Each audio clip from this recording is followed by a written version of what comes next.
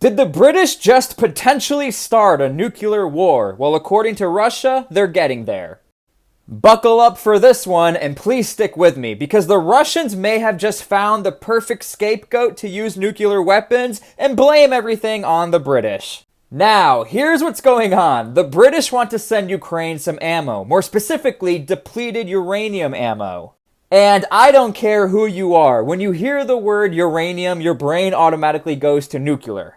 And Russia is really gassing up this story and really hyping this up. Before I get to the Russian side of things, let's actually go over what depleted uranium does. Now, what's funny about depleted uranium is that it's actually a byproduct from enriched uranium, which means it can't be used in a nuclear reactor. It's bad for a nuclear reactor.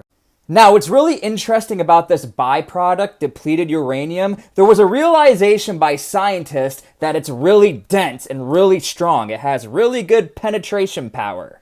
Thus, militaries who have access to uranium products and depleted uranium, such as Russia, they use these rounds, depleted uranium rounds, as anti-tank or anti-armor rounds. Now, I know what a lot of you are thinking because I even did some research for this. Why don't they put depleted uranium rounds in like rifle rounds or a machine gun round? So when I was looking into this, I could only find a picture of NATO depleted uranium rounds that apparently was used as a test, but never fully implemented for the soldier. The main speculation as to why you would never use these depleted uranium rounds for the soldier with a rifle is because it can be extremely dangerous, it can be toxic for the soldier, especially when you're trying to clean your weapon. But let me get back to the British. So they are essentially sending depleted uranium ammo, but in the form of tank ammunition. So, again, context matters. This is pretty common for a military to use depleted uranium rounds if you can afford to buy the rounds or if you can produce the rounds, like the United States, the British, and the Russians. Yet the Russians are saying, no, this is an escalation of force. So, I'm going to go over what the Russian leadership actually had to say about the British wanting to send depleted nuclear rounds, and you're going to notice that the Russians actually have a little bit of a case here, but they are overhyping this. Now, let me get to what Putin said. Here's what Putin has to say about all of this. If this all happens, Russia will have to respond accordingly, given that the West collectively is already beginning to use weapons with a nuclear component.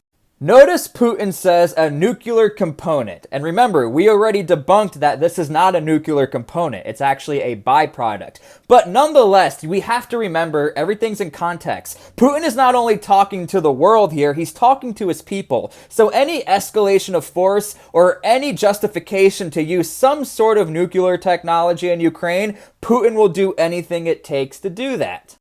Something very common, whenever President Putin makes an announcement or some sort of statement, he's usually backed by a bunch of military officials or government officials who have something to say about the specific situation. So here's Defense Minister Sergei Shoigu with his statement. He said, "The British decision left fewer and fewer steps before a potential nuclear collision between Russia and the West. Another step has been taken, and there are fewer and fewer left." But Sergei was not done. He actually gave us a medical lesson as to why you shouldn't be using depleted uranium rounds on the battlefield. He says this: "It is a particular health risk around impact sites, where dust can get into people's lungs and vital organs." Then Sergei ends with this: "Naturally, Russia has something to answer with this." Now, I'm not trying to pick on the Russians here. In fact, I'll even say they have somewhat of a small case to stand on. Not a good one, but a small one. But they're leaving out the fact that they use these same rounds in Ukraine for the same intended application, to penetrate armor. I found one quote that somewhat has a little more legitimacy because we have to admit what depleted uranium rounds can do when there is leftover debris or a leftover tank that's been destroyed. This quote or statement is from Foreign Ministry spokeswoman Maria Zakharova. She called this the Yugoslavia scenario, saying the ammunition caused cancer and infected the environment.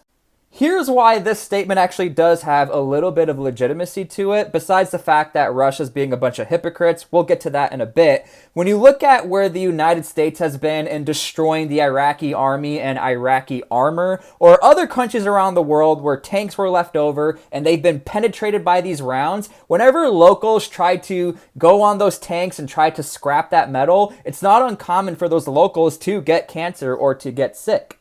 So, the only reason why these statements are not as legit as they could be is that Russia, they are using the same rounds. But as you can see, they are sort of formulating a plot or a plan or a narrative that looks like it's coming together in a way.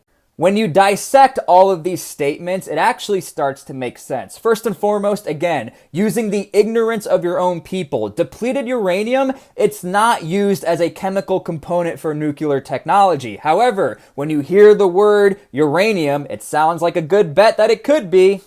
And when you start to add these arbitrary facts, look, I'm not denying the fact that depleted uranium rounds are really harmful to the environment, especially when you leave a leftover tank and there's residue everywhere. But again, when Russia says this, they're adding fear, they're adding education to their people, they're adding legitimacy as to why they might retaliate the way they want to retaliate. But the strongest argumentation that Putin and the government of Russia can use, especially on their state television, is that all of this nuclear technology was supplied by NATO. It was supplied by the British. You see, they're not afraid to use nuclear technology. And here's the absolute worst part of this entire situation. Putin and the Russian government have a chokehold on what comes out of Russia and what can be said out of Russia. And what I mean by that is you can fact check everything I just said. Imagine I just lied about all of this. You can fact check me and then you can go on Twitter and say T-SPLY is a dummy, he doesn't know what he's talking about, but you can't do that in Russia. Now, one thing I'm starting to realize after this peace visit with China and the president of China, it almost seems like Russia is willing to instigate more and more of an issue from Ukraine and from NATO. Like anything that happens in Ukraine and anything that happens to Russia, escalation of force, you better watch out, we have nukes. And even if you hate Ukraine and you think Zelensky is a puppet, you must concede that Russia is stirring up the pot here. They are not saying that they use depleted uranium rounds in Ukraine. But if I am going to be fair here and I don't agree with Russia, they should be saying these things. They should be trying to escalate the situation because they know they need to find legitimacy in what's going on in Ukraine. They already have a chokehold on their own government and their own media that comes out. They can't criticize the Russian military, but hey, we can criticize everyone else. And again, I am not endorsing these actions, but they are doing what they have to do to try winning their side of the war, or as they say, their special operation. That's why Ukraine is doing anything they can with these depleted uranium rounds, because they work. They're effective on the battlefield. So, I do not want this war to continue. I'm not for war, but it is what it is, and I will keep reporting on what's going on. What do you guys think about all of this? Do you think this was a bad move from NATO? Do you think Russia has anything to stand on?